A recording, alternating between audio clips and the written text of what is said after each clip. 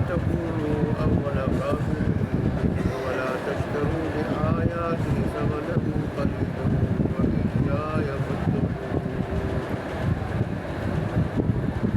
ولا تلبسوا الحق بالباطل وتكتموا الحق وأنتم تعلمون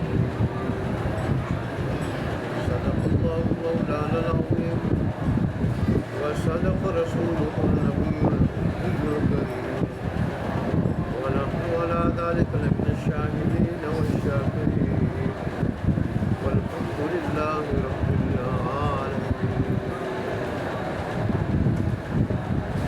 اس سے پہلے یا ایھا الناس اعبدوا ربکم الذی خلقکم سے بنی نوع انسان کو عمومی خطاب تھا، سارے کے سارے انسانوں کو عمومی خطاب تھا. پھر اللہ تبارک و تعالیٰ نے تخلیق آدم کا ذکر فرمایا اور خلافت عرضی کا اثر تذکرہ فرمایا، اور وہ بھی بنی نوع انسان پہ عمومی انعام کا ذکر تھا، عمومی انعام کا ذکر تھا کہ اللہ نے آدم علیہ السلام کے واسطے سے سارے کے سارے انسانوں کو اپنا خلیفہ ظاہر کیا.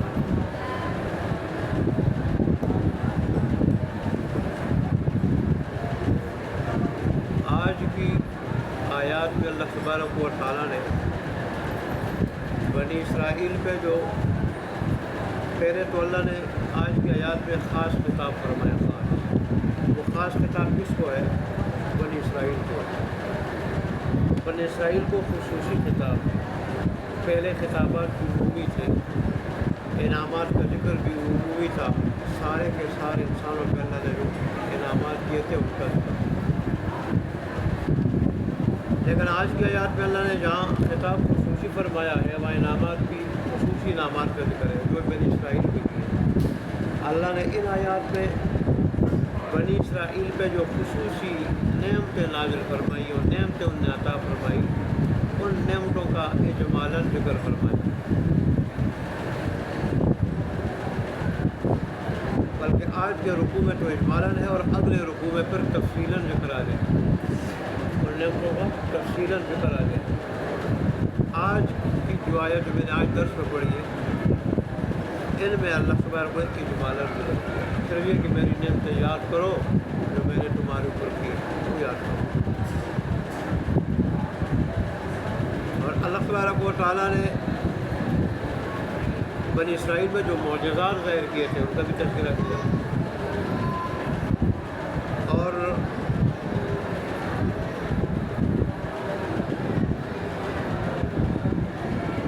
یعنی بات میں کر رہا ہوں کہ آج جو میں نے آیات پڑھی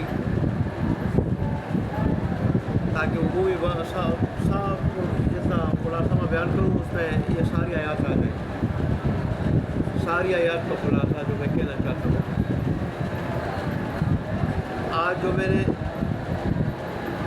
آیت پڑھی اس میں صرف خصوصی خطاب ہے، ان کو اجمالی نعمت اللہ نے یاد دلائی ہے.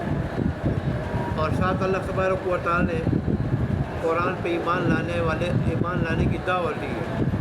فرمایا کہ تم اول کافر اس کے مت کرو. قرآن ابھی آج کی طرف میں جو پڑھی ہے. اور یہ کہ میری آیات کے بدلے میں دنیا کی حقیر قیمت اور بے وقت پیسے میری آیات کو ان کے بدلے میں مت بھیجو.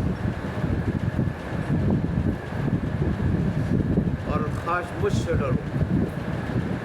اور پھر اللہ نے فرمایا کہ تم حق کو باطل کے ساتھ مت ملاؤ، خلط ملط مت کرو.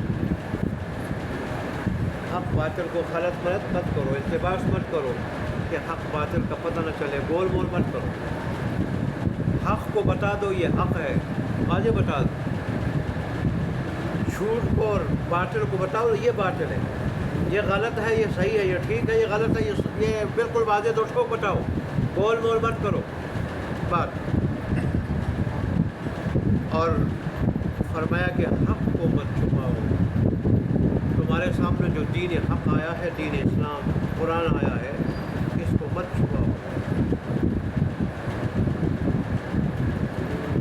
کہ اللہ سبحانہ نے فرمایا کہ اہل کتاب یہود و نصارہ قرآن کو اور پیغمبر اسلام کو اس طرح جانتے ہیں جیسے اپنے بیٹوں کو جانتے ہیں. بیٹے کی ساری زندگی انسان کے سامنے ہوتی ہے، باپ کے سامنے ہوتی ہے. کوئی ایک لمحہ بھی جو ہے نا اس سے آگے پیچھے نہیں ہوتا، ساری زندگی باپ کے سامنے ہوتی ہے. لہٰذا اللہ نے کہا فرمایا بیٹوں کی طرح یہ پہچانتے ہیں قرآن کو اور پیغمبر اسلام کو. اور فرمایا کہ تمہیں پتہ ہے کہ جو حق کو اور باطل کو خلط ملط کرے، حق کو حق نہ بتائے، باطل کو باطل نہ بتائے، سچ کو سچ، جھوٹ کو جھوٹ نہ بتائے، اور حق کو چھپائے، حق کو ظاہر نہ کرے، تو تم جانتے ہو کہ کتنا بڑا جرم ہے، کتنا بڑا جرم ہے. اور پھر اس کا یہ بھی مطلب ہے کہ جانتے ہوئے حق کو چھپانا یہ بہت بڑا جرم ہے. جیسے رسول اللہ نے فرمایا کہ ایک آدمی اگر باطل کو نہیں جان رہا اور باطل پہ عمل کرتا ہے تو رسول اللہ صلی اللہ علیہ وآلہ وسلم نے اس کے لیے ایک مرتبہ ہلاکت کی دعا کی. باطل کو نہیں جان رہا، غلط کو نہیں جان رہا اور اس پہ عمل کر رہے ایک مرتبہ، اور جو حق کو جان کے اس پہ عمل نہ کرے رسول اللہ نے اس کے لیے 7 مرتبہ ہلاکت کی دعا کی. اس لیے کہ علم رکھتے ہوئے اس پہ عمل نہ کرنا یہ سنگین جرم ہے، سنگین جرم. اللہ اسے ہماری حفاظت فرمائے. تو آج کی آیات کا تو اتنا خلاصہ ہے.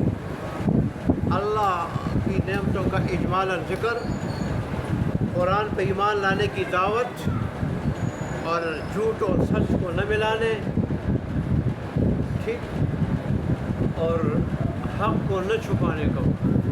لیکن میں جو کچھ بیان کر رہا ہوں یہ آج کی ان آیات سے جو کچھ بیان کرنا چاہتا ہوں، جو خاکہ سنانا چاہتا ہوں، یہ آج کی جو آیات ہے نا رکوع سے جو شروع ہو رہی ہے یا بنی اسرائیل سے جو 40ویں آیت ہے یہاں سے، تو اس سپارے کے تقریباً آخر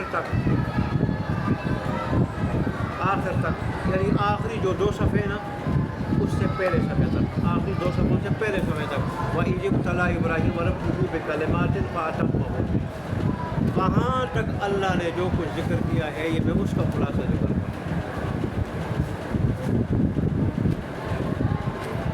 اس کا خلاصہ میں ذکر کر رہا ہوں کہ اللہ تبارک و تعالیٰ نے بنی اسرائیل پر جو انعامات فرمائے تو ان کا ذکر کیا، جو معجزات ذکر فرمائے تو جو معجزات ظاہر فرمائے تھے تو ان کا ذکر ہوا، اور پھر ان کے باطل شکوک و شبہات کا اللہ تبارک و تعالیٰ نے ازالہ فرمایا، اور پھر ان کی خرابیوں کا اللہ نے ذکر کیا. خرابیوں کا اللہ نے کیا کیا؟ ان کی خرابیوں کا اللہ نے ذکر کیا. اور پھر اللہ تبارک و تعالیٰ نے یہ بھی ارشاد فرمایا کہ میں نے جس خلافت کا ذکر کیا ہے یہ خلافت کافی عرصہ تک بنی اسرائیل میں قائم رہی، کافی عرصے تک بنی اسرائیل میں رہی. لیکن جب ان میں خرابیاں پیدا ہوئی، بگاڑ پیدا ہوا، تو میں نے ان خرابیوں کی وجہ سے، بگاڑ کی وجہ سے خلافت کی نعمت ان سے چھین لی اور اس نعمت سے ان کو محروم کر دیا. اور یہ نعمت اب میں نے بنی اسرائیل سے لے کے بنو اسماعیل کو عطا فرمائی کہ اللہ نے آخری پیغمبر بنو اسماعیل میں سے بھیجا، بنو اسماعیل سے بھیجا. اور اس طرح اس شرافت سے اور اس اعزاز سے اور اس عزت سے یہ محروم ہو گئے بنی اسرائیل. بنی اسرائیل دراصل ابراہیم علیہ السلام کے خاندان کی 2 شاخیں. ابراہیم علیہ السلام خود موجودہ جو بغداد ہے اس سے 70 میل دور بابل ایک بہت بڑا شہر تھا، بہت بڑا شہر تھا بابل، اور اس وقت ایک بہت بڑی بادشاہت کا پایہ تخت تھا. وہ ایک مہذب شہر تھا اور 40 مربع میل پہ پھیلا ہوا بہت بڑا شہر تھا. ابراہیم علیہ السلام اس بابل شہر میں پیدا ہوا. وہاں آپ نے کافی عرصہ تبلیغ فرمائی اور تقریباً 6 سال آپ جیل میں بھی رہے، جیل میں رہے۔ آپ نے جیل کی قید و بند کی صحبتیں بھی برداشت کی اور قوم کو بڑا سمجھایا، والد کو بھی وہ مانے نہیں، بت پرست تھے، بہت بڑے بت پرست تھے۔ تو آخر اللہ نے حکم دیا ہجرت کرنے کا۔ وقال انی مہاجر الی ربی، قرآن میں اس کا ذکر ہے۔ ابراہیم علیہ السلام نے فرمایا میں اپنے رب